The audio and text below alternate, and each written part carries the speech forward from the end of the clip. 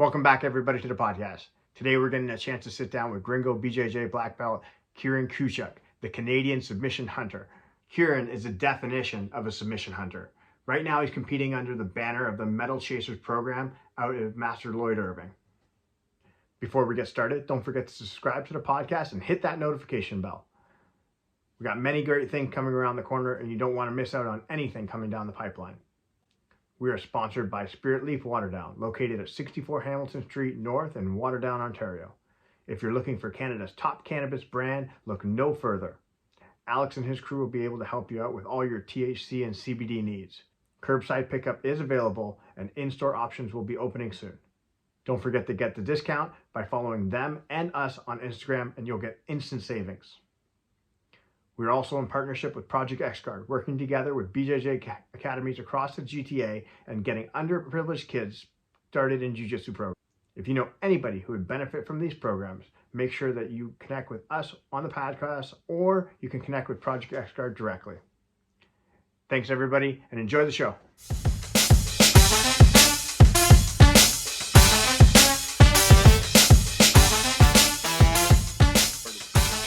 Happy anniversary to you two guys. All right. Appreciate that. Thank you. How many episodes? This is episode 56, so right 56. On cue.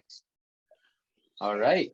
It's been pretty good. So we've had quite a few, I believe, well, we started this basically a year ago when everything shut down in Canada and it was no training, no nothing going on. It was at the point where like, okay, we got to do something. You're also going to lose interest very quickly. And here we are 1 year later, still shut down. Yep.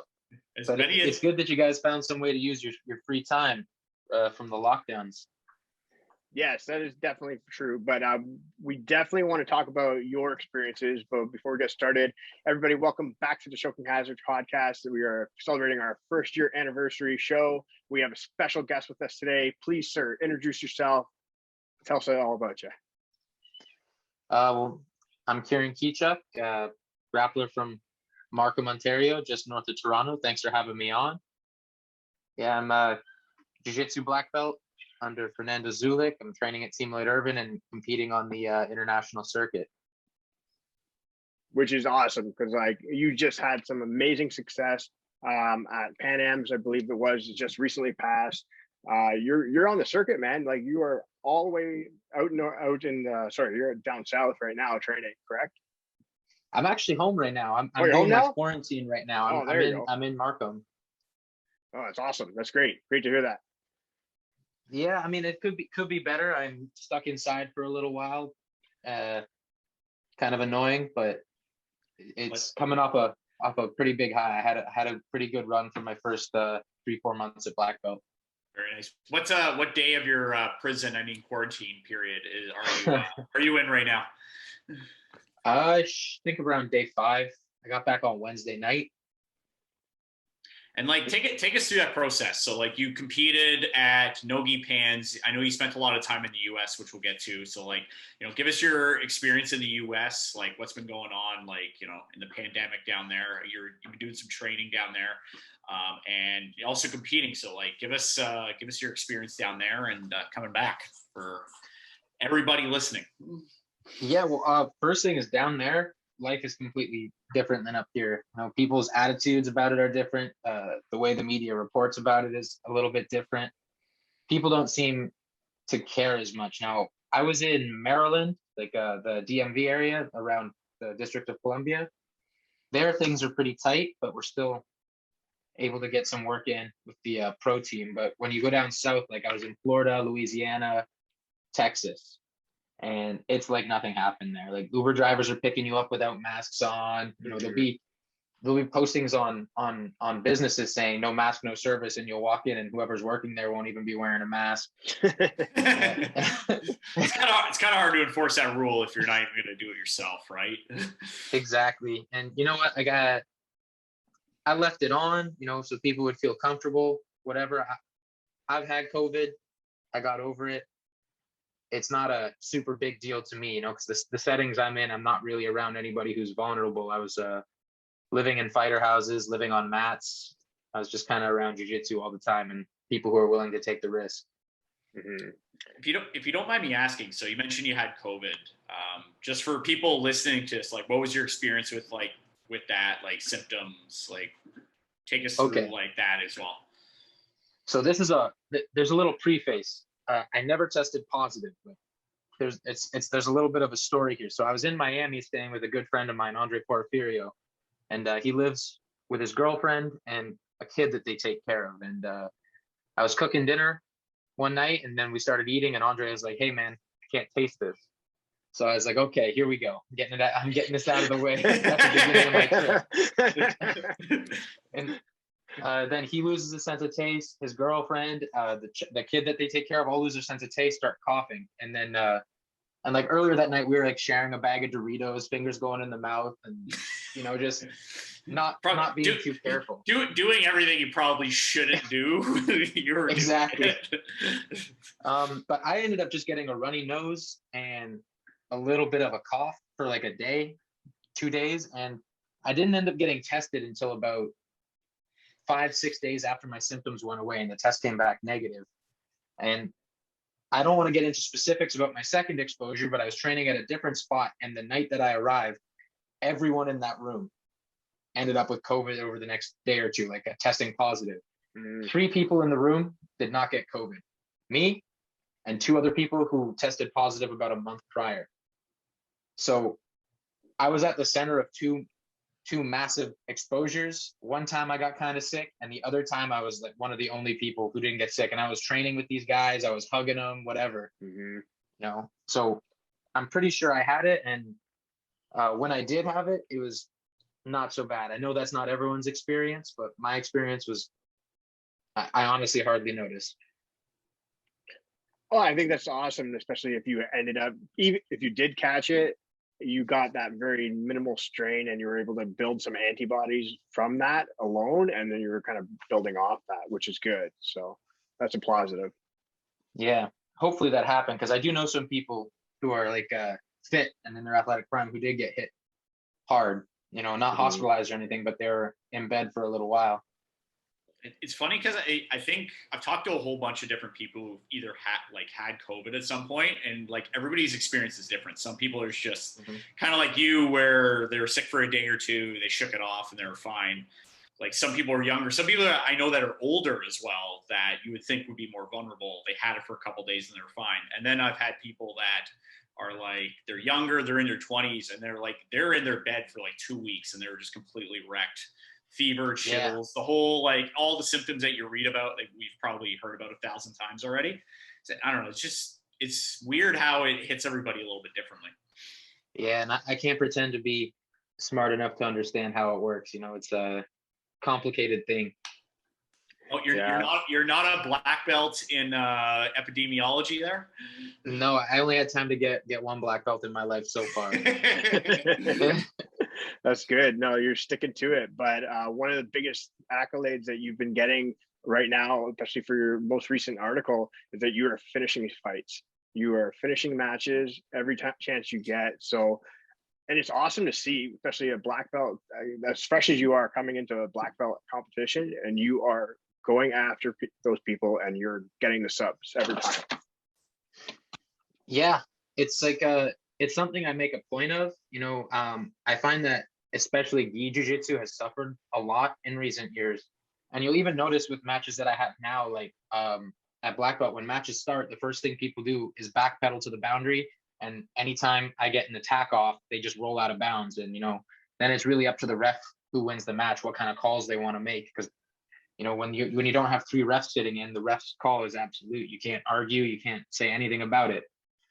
So to deal with that problem, like the problem I was having, I was losing matches by advantages or 2-point increments, because people would sweep me over and I would sweep and they would flee the mat and I wouldn't end up with any points, and then so I just decided, I need to like really fall back heavily on my submission skills. So I've always had good submission skills developing, because I trained with some people who never really wanted to compete. They were into jiu-jitsu heavily, but they never really even worried about the point system. So these guys are just going hard, trying to mess you up, tapping you out all the time. So I've always been able to develop those skills. So now I'm just kind of implementing them.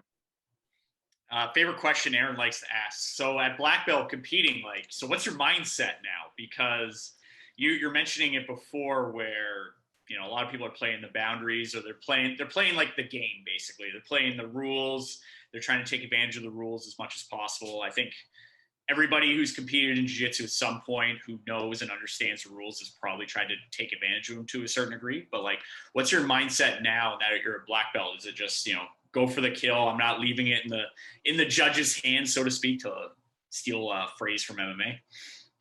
Yeah, no, for sure that's part of it. But I also want to help make jiu-jitsu more professional. And people aren't going to watch if they don't understand the complicated rule set, and they don't understand why player A beat player B by advantage for running out of bounds, or like, people aren't going to watch that. What people want to see is us scrapping and trying to do jiu-jitsu, like trying to finish each other. So I do go in with that mindset. But in terms of like how I think before a match, and this is actually something that was a really big deal for me competing, and something that Master Lloyd, they totally fixed for me, because I never performed. I never medaled at any major tournaments from white to brown belt, right? I got on the podium of a couple AJP Grand Slams, but IBJJF and these other super prestigious ones, I never even touched the podium. But at black belt, my first run, I got on the Nogi Pans podium. I got 93% submission rate on 29 wins. And it was just all because, like, I'm a better practitioner than I was before, but mostly it was because Master Lloyd fixed my head. And what I think is that I just try and be calm before a match. I don't really listen to music. And I think about things that I'm thankful for, things that allow me to do what I love. And I remember that, all I can control is what I'm going to do. I'm going to try and submit him. I don't get mad about them playing the boundary. I don't get mad about them, trying to scam wins. I just do everything I can within my power to do what I love. I love to train. I love to compete. Yeah, it's easy. So how did you end up making the decision that like joining Master Lloyd would be like a great kind of supplement from obviously training in Canada for so long, and then moving down there in the firehouse? Yeah, that was a decision I made a long time ago. So I had when Master Lloyd did the Next World Champion in 2011, 2012, it was an internet show that he had. At the time, he had Keenan, he had JT, he had Michael Perez. He had like just a bunch of killers on his reality show, which just documented where they lived, how they trained. And I saw that when I was younger. At the time, I had to be 14. And I just decided then, I was like, I wrote down on a note, I will be a Team Lloyd Irvin medal chaser. I put it on my mirror. And I had that on my note until 2017, when I actually went down and joined the team. So the decision was made a long time before. It just took me a while to actually act on it. Mm-hmm. You just saw the video, and then from there, you're like, this is it. This is the training for me. This is where I need to be. Yeah, I like the fact that he was big into work ethic. Like he had the 10,000 rep philosophy. He just had shut up and work. You show up, you do what's necessary. He calls it like a 12P philosophy. Piss poor preparation leads to piss poor performance. Piss poor performance promotes pain. It's just a long way of saying, do everything you can to be ready, and that's what needs to be done. I just really like his no bullshit philosophy. Yeah, he definitely has like a very unique like training style, and you talk about a lot of things like drilling, like lots of drilling, like thousands of reps, like repping moves. For those listening to us right now, take us through like what a typical training session there is like, or like what does a week of like training there look like? How is things structured? What can you things that you're allowed to share, of course. Sure. Yeah. So obviously Master Lloyd's not an athlete anymore. He has other things that he does, but when he's on the floor, he's just eyes, right? He knows individually what he wants for every athlete. It's not like a room full of 100 people. Sometimes practice is like 5 people, but it's all people that are really committed to their goals and people that he wants to see through. So he's always watching. So that just means that what we're drilling is going to be different. how we're drilling it is going to be different. He's produced so many champions. I just listen to him. No questions asked. Whatever he says goes, and it might not make sense to you at the time, but it always ends up with you improving in the areas you were setting out to improve. And it also depends on the time of year. So the farther away we are from Worlds, the more drilling there is, right? That's a skill acquisition period. And then as you get closer to Worlds, you start making it more even. So this time around, because there is no Worlds, what I was doing 2 sessions a day, 4 hours each. I would probably on average be doing 3 hours drilling, 1 hour sparring a day. Maybe a little extra sparring to go overtime. But when we get towards Worlds, you start ending up going 50-50, 1 hour drilling, 1 hour sparring per session. And before COVID, training was super intense. Like Mondays, I had to be at 2 practices. Tuesday, I had to be at 3. Wednesday, 2. Thursday, 3. Friday, 2. Saturday, 2. And then Sunday off. Before COVID, things were just, it was really brutal to get through a week. You really needed that day off by the time you got to it. Yeah. So like, kind of like, how did you adjust to like recovery, especially like when you look at all this type of load you're putting on your body and those type of training sessions? How did you how was your recovery for one thing? And then were there just days where like you didn't train as hard if you didn't feel right, or like, how did it kind of work? Yeah, so I have tons of experience getting injuries. So I have like a whole protocol for my injuries that keep coming back. Like for my lower back, I have like a whole hip and glute thing I do. And like, that's just the extra stuff that comes with being a professional level athlete, right? Like, it's not just about showing up to practice twice a day.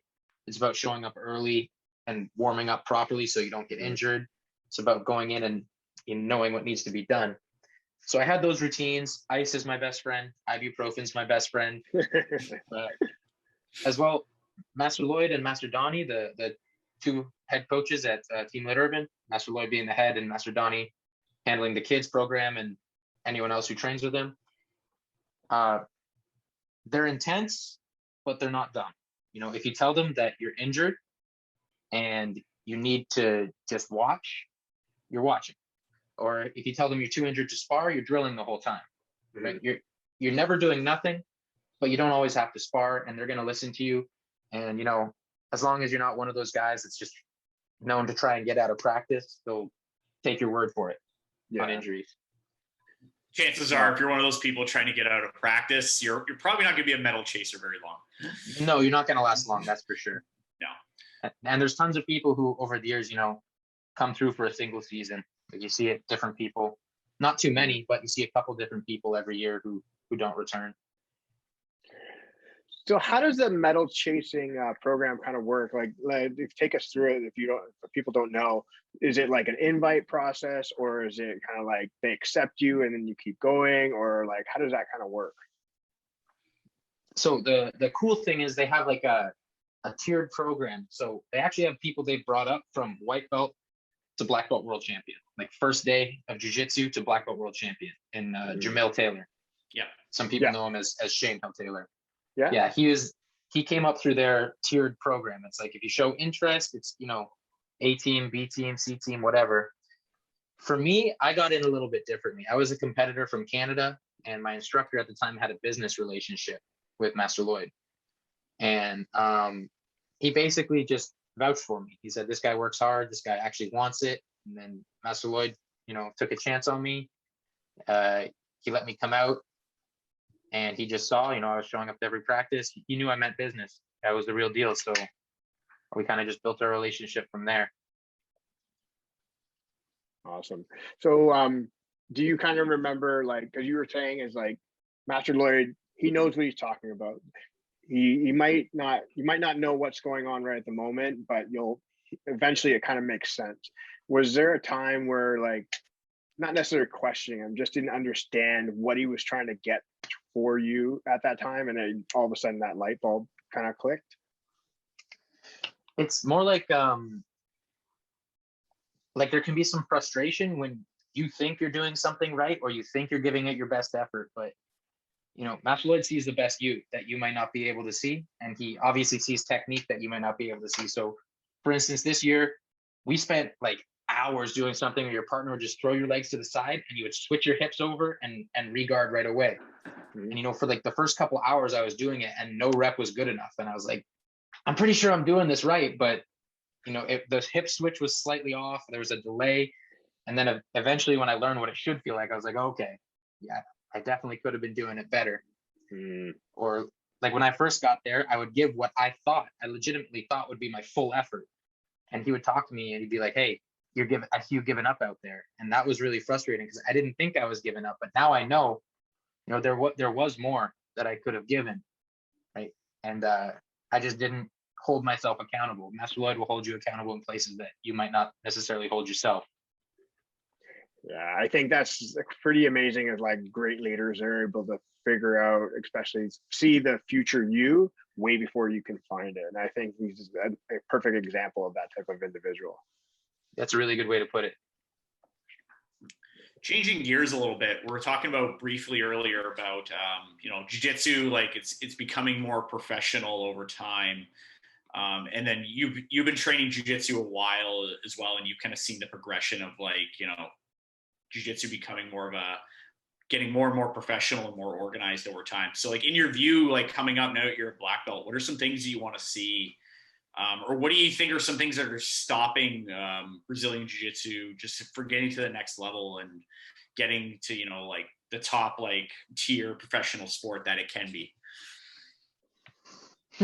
Well, I don't really know the inner workings of the promotion industry, right? Like I'm sure there's some stuff that could be done better on that side, like in terms of how the events are put out there or marketed or whatever. But from the athletes, the side that I understand, what I want to see is something I already touched on a little bit. I want to see people actually trying to do jiu-jitsu more, you know, like trying to get a finish. Jiu-jitsu is about advancing your position, controlling, advancing your grips, and further advancing your position, all the while looking for submission. That's what jiu-jitsu is. And a lot of people are trying to find ways around that under points formats, like IBJJF or AJP. So even though we can plan and train for these strategic matches, that's going to hold the sport back. I think like the rules weren't put in place to influence this kind of grappling, but that's just what happens with any rules in humans. Humans are smart. We figure out ways to get around everything that we can. But I want to see more athletes just, you know, strong positional skills, looking for hard scores, not looking for advantages. Because, you know, you don't have to be a submission hunter to grapple like this. I know a really good example is a friend that I train with in Toronto when I'm here. His name's Breno Demier, or he goes by Matofino. And, you know, he's not necessarily a submission guy, but he's always trying to kick your ass. Like he's trying to smash you down, pass your guard, pin you, mount you, take your back. Like he's always looking to advance. He's always looking to scrap. He might not get a whole lot of submissions, but that's not what it's about. It's just about trying to like do jiu-jitsu the best you can. Yeah, I think go ahead. No, go ahead. I think you made a great point where it's just like you're getting into these teams that if you look at their kind of success rate as champions, for example, they're not subbing people. They're getting a lot of point advantages, or they're just getting points wins, and they're tactical towards that. Is that just like the schools teaching that stuff, in your opinion, or is that more just the athletes individually? It really depends. Like I know for a fact there's people that I've grappled that, you know, do like boundary drills, or like they drill the kind of stuff that's with like playing the rules. But I think mostly it would be the athletes that are choosing to play that way. Yeah, that makes sense. I think so too. Like you'll have some schools that are like, hey, like you should know like how to score points. It's like playing basketball. Like you should know you should know at least what a 3-pointer is. You may not be able to shoot them all the time, but like in jiu-jitsu, you should know like, you know, knee on belly points, mount, you get this, passing the guard, you get that. Yeah. You know, you should know the rules, but also at the same time, like the ultimate goal of jiu-jitsu is submission. And like, you're a great example of that, of like, you know, you're competing now at the highest level. You have a 90+% submission rate, BJJ hero, legend extraordinaire. Who are some other examples of like people you've seen like either coming up through the ranks or like even people that you're watching right now? Like, is there anybody that you're studying? Who are like some examples that you see that kind of embody that? Like, besides Breno, who's also an alumni on our, we had him on a few podcasts ago. Who are some examples of people like that you've seen coming up in the ranks that are, submission hunting, will go for the kill? Yeah, I've always liked JT Torres. He's always been like one of my favorite grapplers because, he does real man jiu-jitsu. He's wrestling people down to the ground, passing their guards and taking their backs. But right now, who I'm studying the most is Craig Jones because, I like his personality. I think he's hilarious. That's what originally drew me to him. And I started checking out his stuff. His submission rate's super high. He doesn't wrestle a whole lot, so he's like me. So I decided I'd watch him and learn the leg lock stuff. I learned the leg lock stuff from the very beginning. I started with very like white belt basic drills, and over the last year I've studied hard, and now I'm just getting into watching Craig Jones. Into the wormhole. Are you going deep? Are you subscribed to his OnlyFans? Not yet. He's got to sell me a little more on that. I don't know what kind of content he's putting out. I don't think we want to know what kind of content he's putting out. Yeah, no, I saw on his Instagram he had a couple different things like, I'm only putting good stuff on it, OnlyFans. And I'm like, I don't know about this. Yeah, he's putting out a bunch of good stuff through BJJ Fanatics, so I don't know what he's got left for OnlyFans. Yeah, I mean, like, it's a revenue stream. I can't fault the guy for creating another revenue stream. It's interesting. I don't know how he's going to do it and how you can do it, but if you can do like personal private stuff, like I think you can solicitate off that. Sure, maybe. I don't know. Sure, right? Sure, Eric. That kind of private stuff. Yeah, I like to see Aaron try to explain to his wife. I don't want to. Why OnlyFans is on his credit card statement. He's a grappler, I swear. He's a grappler. What kind of grappler? But you know what? Like this whole OnlyFans thing, it really fits the meme that is Craig Jones. Like he's just got this online persona that I find so funny. He never laughs at his own jokes. He's deadpan and he's like really committed to the character. I think he's not just a great grappler. I think he's one of the funniest people, if not the funniest person I follow on Instagram. Yeah, he's got some good stuff. Like I'll give him credit. I think like him, Kit Dale. Yeah, they're all in cahoots. It's that Australian. Oh, yeah. Kit Dale's got some pretty funny stuff on his Instagram too. He had a promo video. He's like, I'm gonna be giving you guys my whole collection for only $149. I'm losing so much fucking money, but I want you to get better at jiu-jitsu. What a guy. Yeah. So we wanted to ask you, especially when we look at like we've heard about Gordon Ryan retiring. What do you think about that? Do you think that's a big hole in jiu-jitsu? Do you think somebody's there to take his place and move forward and kind of pass that bar on? What's your opinion on that? Like the Gordon Ryan situation, even before this, was super weird because, like jiu-jitsu is the only sport I've ever heard of where people duck the best guy. And like, there's no doubt about it, Gordon's the best right now. And people haven't beat him in 50 some odd matches. And like, with people like that, can you imagine seeing something in the UFC, a dominant champion that no one wants a shot at? You wouldn't see anything like that. I found that to be absolutely crazy. The amount of people who just, don't want to get seen or don't want to put themselves into the possibility of getting defeated. Don't even want to give it a try. That's ridiculous. But in terms of him retiring, I don't think it's going to be permanent. He's financially doing well. If there's a treatment for whatever he's got, he'll be able to find it. It might not be anytime soon, but I think he'll be back, and I don't think he's done.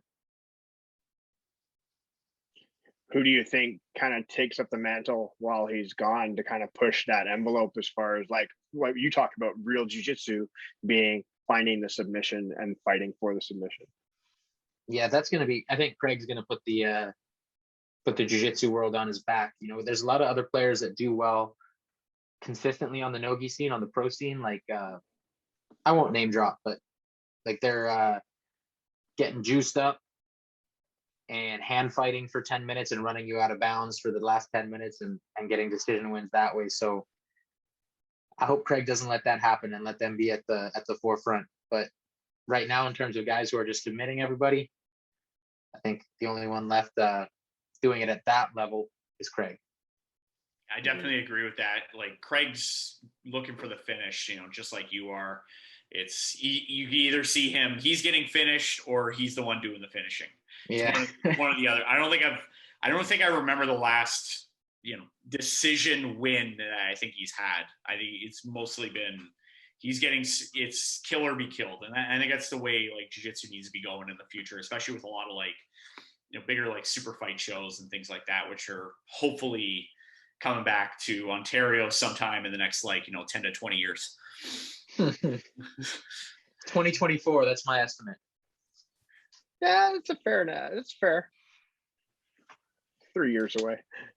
Yeah, I'm a little disappointed in how the situation was handled in Southern Ontario. I think everybody is a little disappointed to a certain extent on how the situation is being handled. But talking about like future, like, you know, like just talking about like the state of Ontario and like future like tournaments and competitions, like where do you see things going from here? Like, you've had a lot of, you know, you spent a lot of time down in the US because, you know, unfortunately, you know, it's difficult to get the type of training in that you want here. What's kind of the future, like what's kind of the outlook like in the next like year or two? What do you see? Well, in terms of like the style of training, I'm going to try and impact that as much as I can, because you can really influence the way that people do jiu-jitsu just obviously through how you train. So, and officially, I'm not training, guys. There is no training going on. I hide under my bed every day so I don't get sick and die. But if I were to train, the places that I live, the places that I go, I'm going to try and, you know, spread my philosophy without being too abrasive and without getting on anyone's nerves too much, which is the tricky part.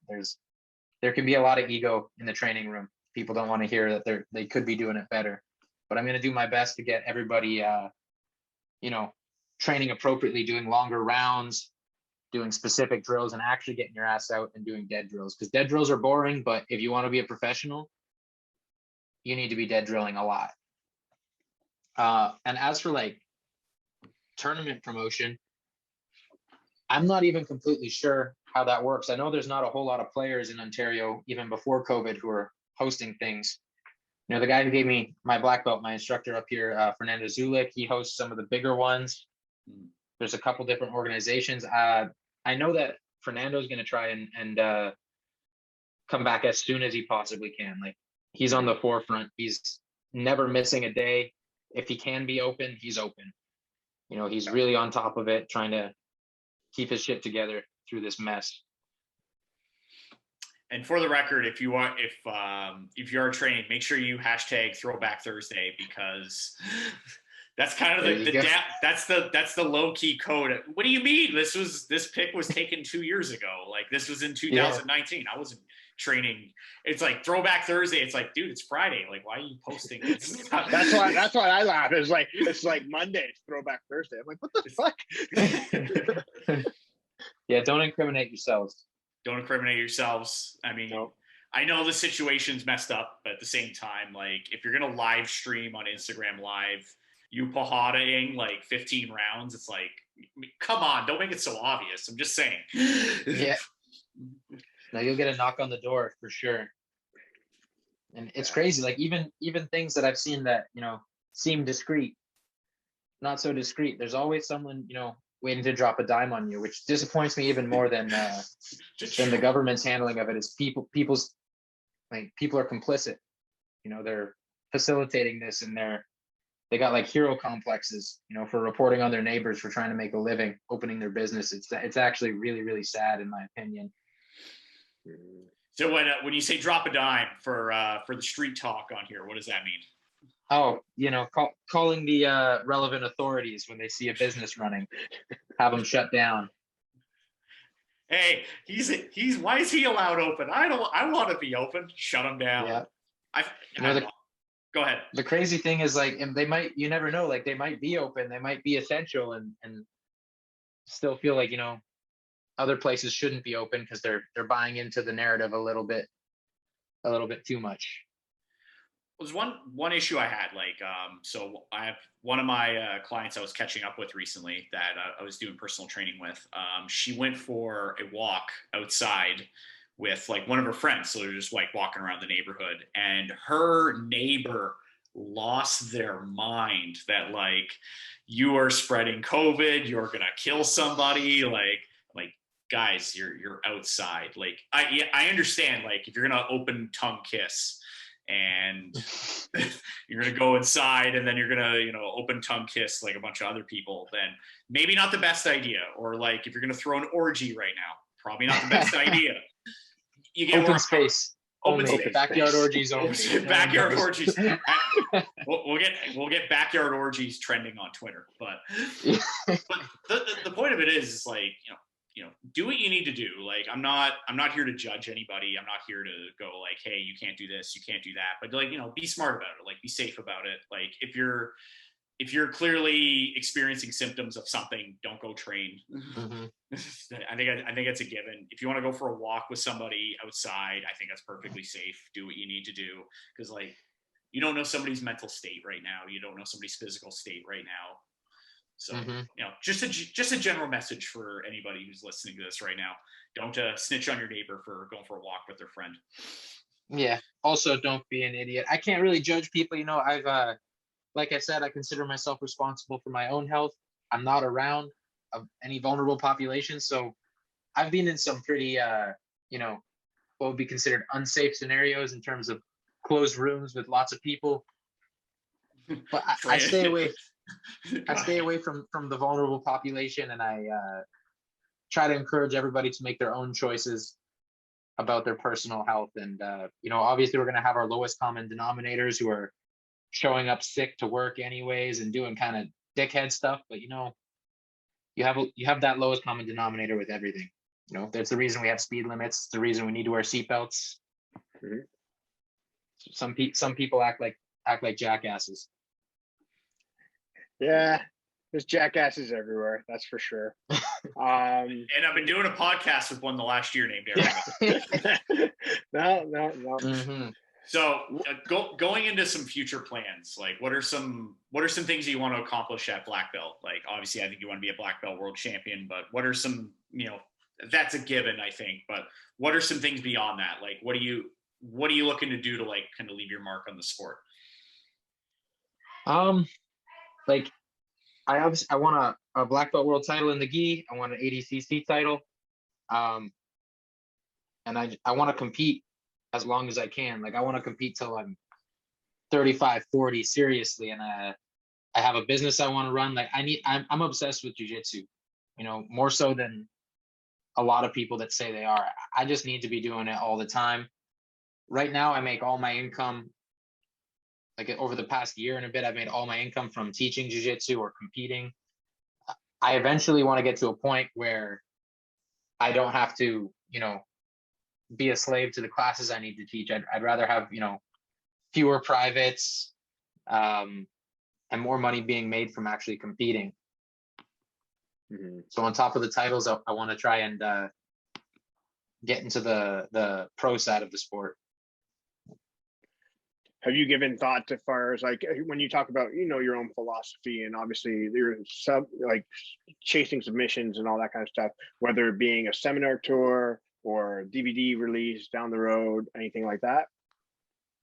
Yeah, for sure. And like teaching is a big part of what I do, because, I find it forces you to actually understand from the ground up what you're doing. I do love to teach, and I'm quite good at it. Like, I've had training in terms of teaching. It's something that you need to practice. Just because you're good at jiu-jitsu doesn't necessarily make you a good teacher. And it is something that I practice. I want to do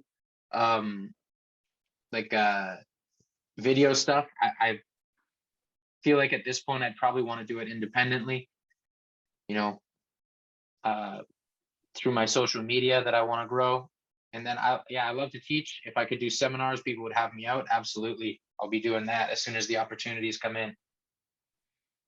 Yeah, for sure. Sometime in the next, I think honestly though, like all joking aside with like, the situation here hasn't been the best, but I think I can see like the second half of this year, I think things are going to get significantly better, and you'll actually, be able to train without hashtagging Throwback Thursday on a Monday morning post. Mm-hmm. Yeah. I think training will be back sooner than we think it will be.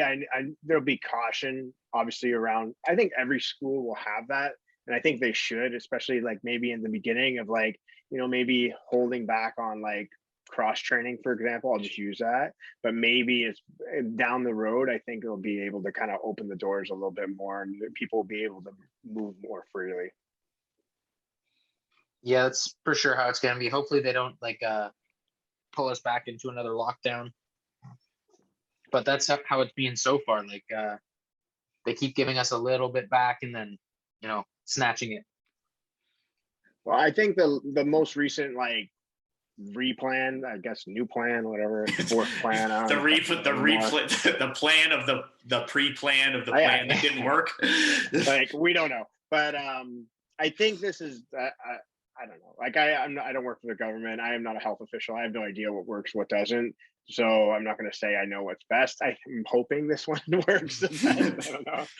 Well, what did they say they're going to do? They say they're not doing the so it's no region color code code anymore. So basically the idea is, from my understanding, is that it's going to be sectors of business, right? With restrictions. So let's just say before, like a red and a yellow zone. So in red, you could open up a gym, but in a yellow zone, you couldn't. Right. So let's say Mike and I live in Mississauga, but I live right beside Halton. So literally on Dundas, across the street, you could have the gym on Mississauga closed because it's a red zone. And then in Halton, it could be open, like literally. And it was just borderline. Like that's how stupid it was. So basically what they've said now is that it's sector. So let's say the health and fitness industry for now. So that can't open until stage 3. And that's across the whole province. That's across the whole province. Man, so it doesn't matter if Sudbury gym owners are going to be punching the air. Exactly. So like all these places in like Collingwood where let's say there's no cases whatsoever, right? So basically you can't open until the entire province is in sector 3, from my understanding, right? Don't quote me that there's gold or anything like that. And I think, is it a smart way to approach? Because yeah, I guess so, but a lot of businesses are going to suffer that way, because now it's like you're at that point where it's like we can trying to open, but we can't. But it's really based on their whole thing is hospital capacity, vaccination. Those are their 2 biggest factors. Hospital capacity has to be enough, and people got to get vaccinated. That's what they've kind of made it clear. Yeah. I don't know, like if it's a space thing or if it's a manpower thing, but I know that China built a hospital in like a matter of weeks. Okay, hold on. Like a week.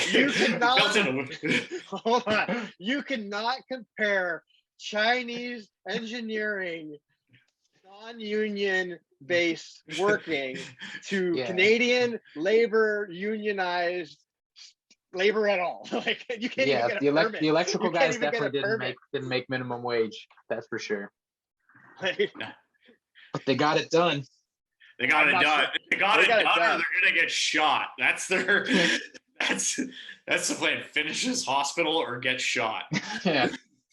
Hopefully it doesn't come to that. But yeah, I don't know what we've used this time that we bought to do. I think we're just buying time to get people needled up now, I suppose. I don't know. Once again, I'm not a health official. I'm just playing one on TV. But it's to one of Aaron's points earlier when he was mentioning kind of how silly, some of the rules are, where because he lives, I think, very close to like a border of, Peel Region. Right on the butter. And Halton. Right on the butter? You're living right on the butter, Aaron. But he lives right on the butter of Peel Region and Halton. So it's like Oakville, Mississauga. So like 2 totally different regions. One, gym's closed, not a single person allowed in there. You walk across the street, like literally across the street, you can go into a gym. I mean, if somebody took advantage of that, like that would have been just, you know, a tremendous idea that you can just go, hey, why don't we just go across the street here and go work out here for the time being? I mean, somebody must have thought of that somewhere, right? Yeah. It's, I don't even know like what to say about it, because obviously I don't have a solution. You know? We're all just bitching and complaining. It's like, well, what would you do? I don't know. I'm not sure. Well, I don't know. Like, do you do the Florida full send or what? Something in between? Well, I mean, let's be honest. Like, if you go to like places in the U.S. like Florida, Vegas, you'll probably catch something a lot worse than COVID. Let's be honest. But in all seriousness, no, like, you know, they kept everything open. They had probably a lot more people get sick. Their vaccination rollout, I think, was a lot quicker than it was here. So I think they're going to return to normal life a lot faster than, you know, like they just hosted a UFC with like 17,000 people about a month ago. You couldn't even think about doing something like that like last year. Now they're like, hey, we're pretty much set. Like, does it mean COVID's going to disappear? No, it's going to be still going to be around. I think it's going to be, well, a lot more under control, but you know, you're not going to see like crazy spikes in places like where you were, like Florida, Louisiana, Texas, places like that, where, you know, they've had big waves of, you know, stuff happening, and, you know, they got through it, and here they are on the other side. They're in the clear.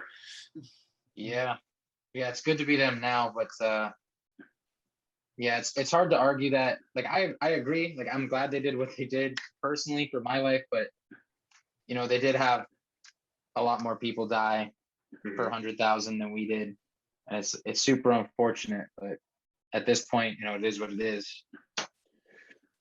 One of my favorite things that I watch now, when it's like you see fans back in the stands and all that kind of jazz, is people fighting.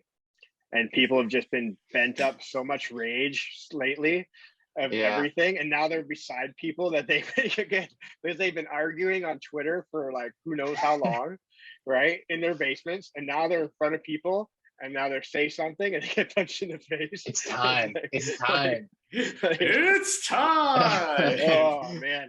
Like, there were fights at the UFC. There's been fights at baseball games. Like, it's so awesome. Yeah, people take sports seriously. Yeah. So Kieran, yourself, have you been to a UFC? Have you been to like a sporting event? Has anything like that happened to you? Well, where you've had to, you know, quote unquote, take care of business? Okay, I bounced when I was 19 and 20. So for a year and a half, I worked as a security guard or a bouncer. Wow, you're brave. I did it for about a day, and I was like, nope, this is not for me. I just don't want to deal with these people. They put me on a lot of easy assignments, but there's stuff in there, you know, like drag a couple people out with some help, or, you know, I think I've put someone to sleep on the job before, but not like a real fair fight. You know, it's more like get this guy out of here, you know, you and two guys, or you grab him from behind and get him out. I haven't been in like a legit fist fight since I was 14 years old. I got in a fist fight and I actually got arrested in high school. Yeah, I got in a little bit of legal trouble for sure, but I realized I was stupid. It's not worth it. And, you know, the more you train martial arts, the more you realize like how dangerous people can be. Yeah, people die in fights all the time. You hit your head off the pavement. You know, lots of things can happen. And if you don't know how to fight, you're watching these UFC fighters go at it, and you see a knockout, you're like, whoa, that's awesome. It's cool. Because it's pretty abstract at that point. You haven't been around that. You don't know the consequences that people have to deal with after these horrific knockouts, after they get, you know, ribs shattered from a kick. Like, these things stick with you for your whole life. It's not like for us, for regular viewers, they turn the screen off after a UFC event and it's over.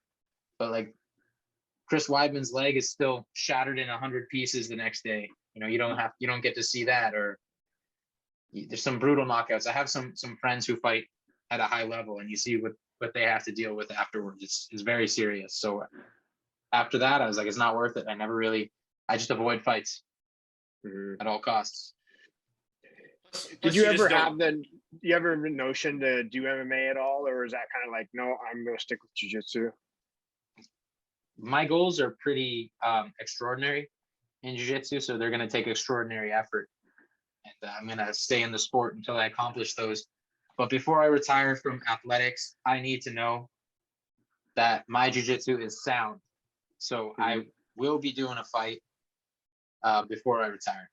I want to do a pro fight. I want to win it, prove to myself, because like I said, I haven't been in a fist fight since I was 14 years old. I'm 25 now.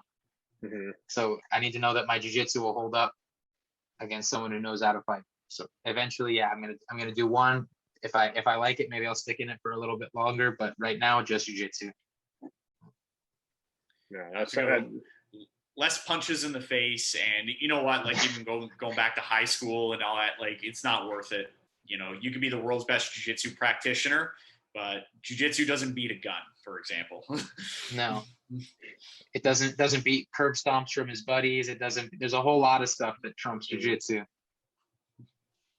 No, for sure.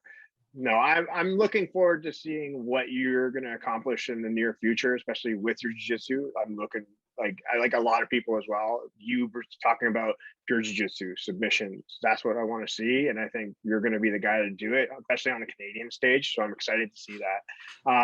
Any tournaments coming up that you got sights on, or just kind of back to training? Yeah, so I'm doing a little skill acquisition period. There's some big holes in my game I need to start to fill up. I need to treat a couple injuries, so I'm gonna compete again in about 7 weeks. I'm gonna go do Orlando Open in the gi, Orlando Open no gi. The very next day, I'm gonna be grappling on White Lion Promotions. It's a pro black belt bracket in Miami, and then 4 days after that, I'm gonna stay in Miami and do AJP Miami Grand Slam. So I got 4 tournaments in about 8-9 days that I'm gonna go bang out in late July. Excellent. Training and training and training and training. It's good. Always. Throwback Thursday. Perfect. Yeah, but I won't be training for the next 9 days. I'm gonna complete my quarantine, stay in the house. That's the way you do it. Yeah. Do it whatever they ask of me. Bolo the chair instead of a live partner. Mm-hmm. Hey, I got some mats here. I got my girlfriend. Yeah, she doubles as a live-in uke, so I can still do my studying. Plus, you know what though? Like you're probably going through like, you know, pretty like how many, like, just curious, like how many COVID tests have you done already? Just coming back here. Oh, coming back here? I've only done 2 so far. I have a 3rd one scheduled in a few days. But like every time I got a scratchy throat in the last year, I was going to get tested to make sure, you know, I wasn't going to be the guy spreading it at the gym. Every time I traveled at Team Lloyd Irvin, you need to put yourself up in a hotel for 2 days until your test results come back. You need a negative test to train. I went to the World Pro. I qualified for World Pro, and they flew me out there and took care of me. I had to get COVID tested that week every single day. Cool. And do they do like the shallow? I'm just doing it on YouTube right now. Shallow, or are they going like? Yeah, no, they poked me in the retina, right up there. So they're going rapid PCR, like to your brain, nasal passage, basically. Well, I've had those. Those are fun. Yeah, I think I've probably had at least like 20 to 25 COVID tests. Wow. Yeah. Describe it to Aaron, because I don't think have you had a COVID test? I haven't had one. No, my kids have gotten it, and Rachel's had it. I haven't. You're just like, no, I'm not going. You guys go. You fall on the sword for me. I haven't had it. There's no reason for me to do it. Yeah, your results will be the same as theirs. No. If they're positive, then okay, I'm positive. Cool. Yeah. Oh, they're negative? Cool. I'm good.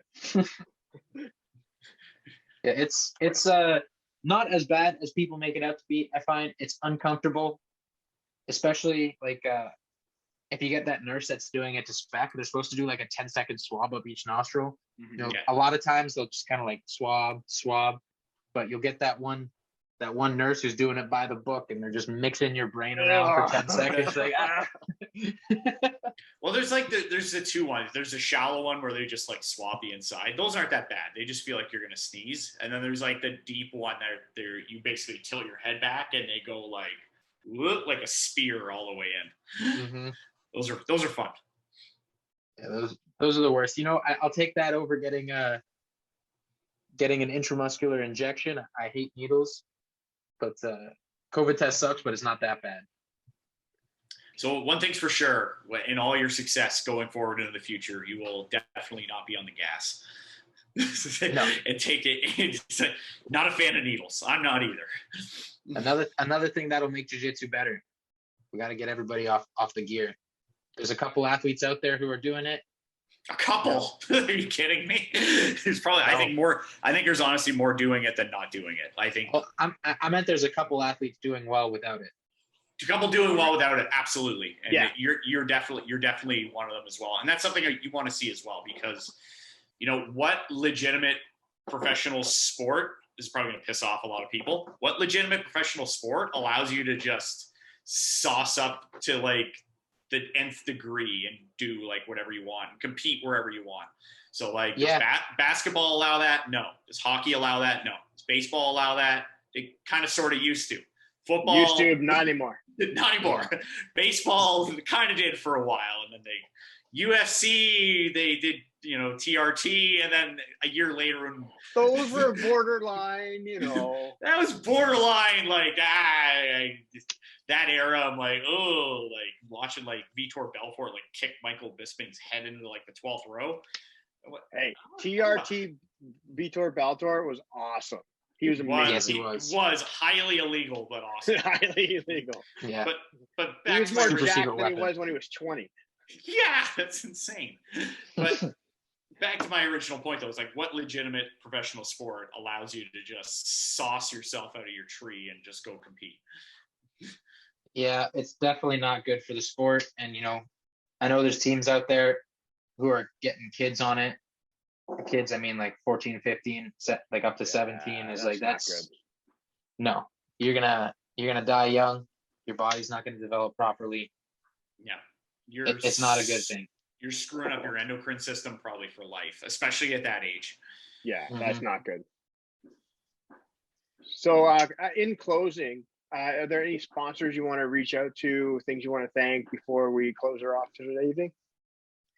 Yeah, I've only got the one sponsor, Dynasty MMA. It's been taking care of me for a few years. They're doing great thing, great gear. Coupon code Kieran10, get 10% off your next purchase at dynastymma.com.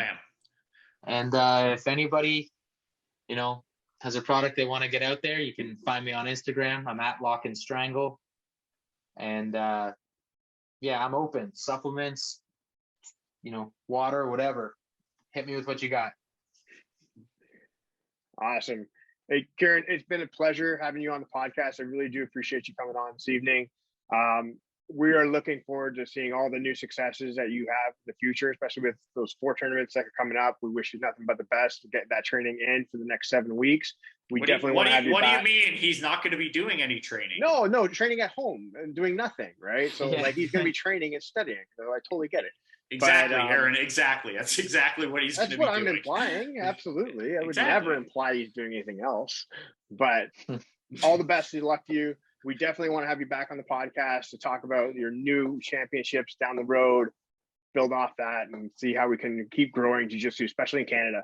Because that's the biggest thing. And then you talk about pushing the sport. We want to help you push the sport. Thanks, guys. Thanks for having me on. This is super fun. And I'm sure I'll talk to you guys again soon. Definitely. Thanks. Appreciate your time coming on. We need to do this again soon, hopefully in person. Yeah, that would be ideal. That would be ideal. 2024 then. 2024. 2024. Oh my God.